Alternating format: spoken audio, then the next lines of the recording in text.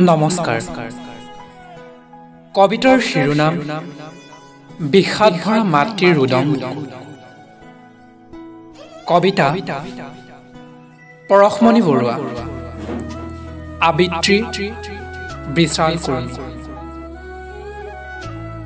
বিষাদ ভৰা মাতৃৰ ৰুদন বুকু। দুদিনমানৰ আগতে চিঠিৰ যোগেৰে মোক কৈছিলি, সীমান্তৰ পৰা ভালে থাকিবি আই।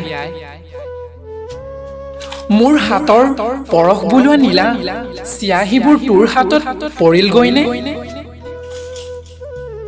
বিহুত আহিম বুলি কৈ এতিয়া হঠাৎ আহিলি, খবৰ নিদিয়াকৈ ইমান মনে মনে আহিলি। আৱতৰীয়া বতাহ এজাক লৈ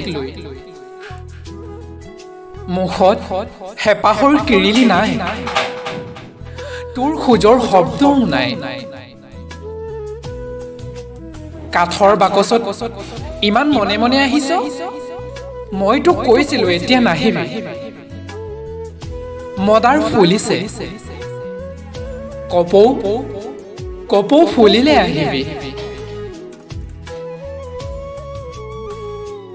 তই চাগে নুবুজিলি, আৰু তোক কৈছিলো ৰঙা ৰং মোৰ ভাল নেলাগে, তোৰ গাত চোন এসোপা ৰঙা ৰং লাগি আছে।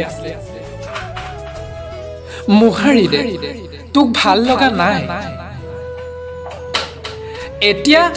এতিয়া আৰু তই নাই, কোনে জীয়াই ৰাখিব মোৰ উদং বুকুখন? ধন্যবাদ।